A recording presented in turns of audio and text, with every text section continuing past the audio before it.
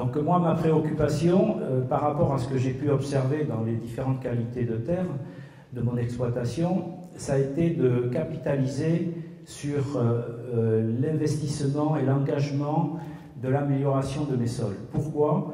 Parce que sur nos terres profondes, noires, humifères, eh bien, on produit sans irriguer régulièrement des 100 quintaux de maïs sans souci. Par contre, dans les vallées, les terres plus filtrantes, caillouteuses, ben là, on est vraiment très mal selon les années. On peut être à 40 quintaux ou à 60 quintaux avec des nécessités d'irriguer. Et donc, moi, je me suis dit, mais enfin, il y a quand même quelque chose là qui m'interpelle, puisque dans ces terres à bonne teneur en matière organique, on n'a pas besoin d'irriguer, on obtient des rendements fabuleux. Eh bien, ma foi, je vais m'investir dans une démarche qui consiste à améliorer justement la qualité agronomique de ces sols plus fragiles.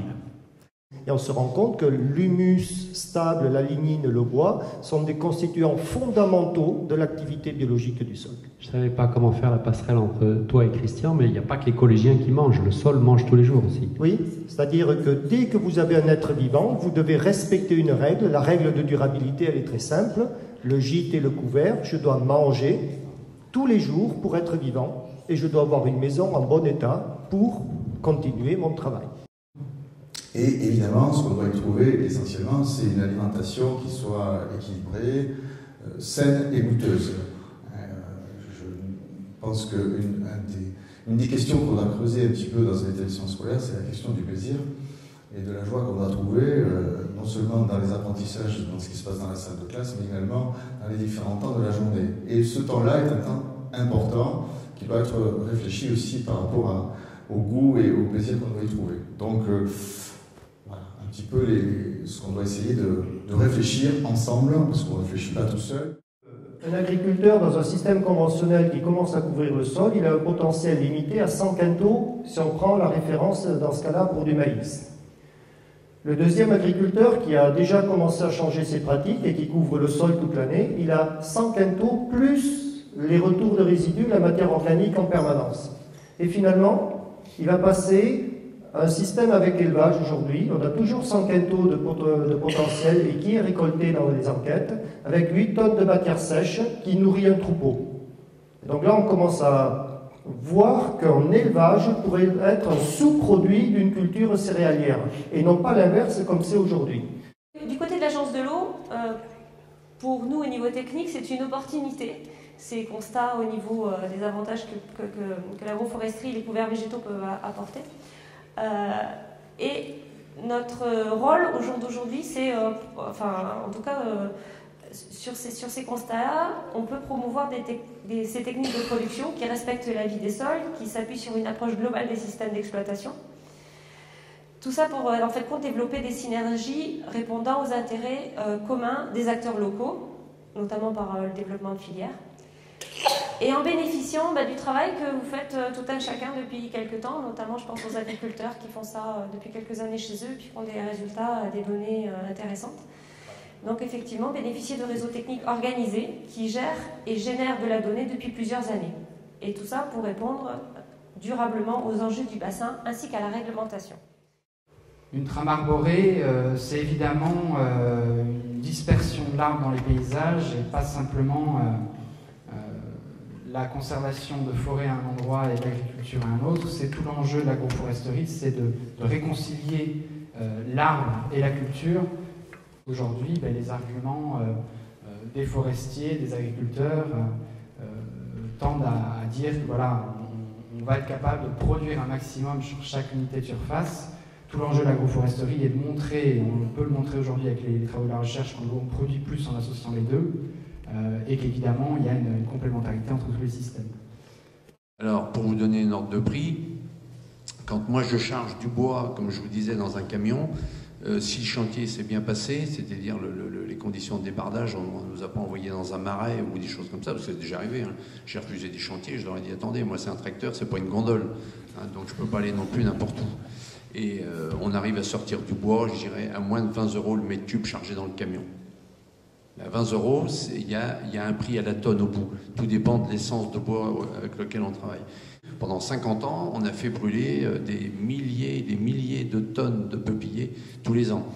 La semaine dernière, je cherchais du bois BRF pour aller en Alsace. C'était quand même pas une bricole. Il y a 4000 m3 de bois à fournir. Donc je me suis adressé, j'ai dit je ne veux pas prendre du bois dans la vallée de la Loire pour m'en aller en Alsace, je vais m'en aller au plus près. Je suis parti dans la vallée de la Saône.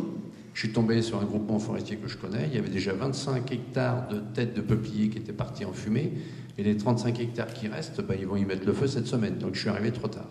Donc il y a encore aujourd'hui un potentiel de bois qui part en fumée. C'est bon, voilà, un peu normal.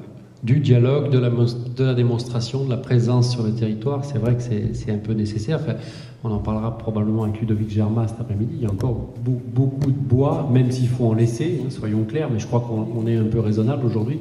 Il y a encore beaucoup de bois en bordure de cours d'eau, par exemple, quand il y en a, parce qu'il n'y en a pas toujours, mais qui coûte cher à débarrasser, donc qui n'est pas valorisé. Hein. On voit encore dans ces bois-là un déchet, alors que c'est un super produit. Conclusion donc sur la régénération naturelle assistée, une réduction des coûts d'entretien, ça c'est assez généralisé, la création d'emplois spécialisés à la gestion de ces milieux, la production de biomasse, alors que ce soit BRF, bois énergie, et je n'ai pas parlé de la diversification aussi de l'agriculteur, parce qu'à mon sens il faut intégrer les agriculteurs vraiment dans cette activité. Aussi donc auxiliaire de l'agriculture par les pollinisateurs, protection du vent, carabes, mais ça a été déjà dit, le paysage et enfin la biodiversité qui concerne tout le monde. J'interviens parce que j'étais venu l'année dernière aux journées d'Écossert et on s'était rencontré avec Alain Canet. Il m'a demandé, je le remercie, et je remercie Paysagine Martiac d'avoir invité le président de la Fédération des paysans bio. Quand je suis venu ici, j'ai envie de dire, je suis venu avec deux titres de qualité, le paysan et le président de la FNAP, comme l'a dit Alain. Et le paysan était heureux d'entendre qu'il n'avait pas fini son travail. Il fallait encore acquérir de nouveaux savoirs et les mettre en pratique. On peut faire de la bio depuis très longtemps et constater tous les jours qu'on en apprend et que vous nous en apprenez. Que ce soit les couverts végétaux, l'utilisation de la luzerne autrement qu'en fourrage. Pour ce qui est de l'agroforesterie, nous devons pouvoir faire mieux, mais sans doute que nous en faisions comme M. Jourdain faisait de la prose, c'est-à-dire sans le savoir, pas en conscience. Je voulais aussi remercier les chercheurs qui nous ont révélé, pour moi c'était une révélation, tellement de choses, mais surtout que les arbres fabriquaient de l'eau. Les arbres fabriquent de l'eau. Je repars émerveillé. Et si je suis ici parmi vous, c'est parce que j'y crois. J'en suis peut-être bête, mais j'y crois. Et je voulais partager avec vous ces choses simples. L'arbre évidemment à l'intérieur, parce que l'arbre symboliquement c'est quelque chose qui s'ancre dans la terre et qui relie la terre et le ciel et qui a en même temps l'extension et qui en même temps qui fructifie et qui en même temps fait de l'ombre. C'est dans l'arbre que viennent chanter les oiseaux et c'est l'arbre qui fait chanter le vent.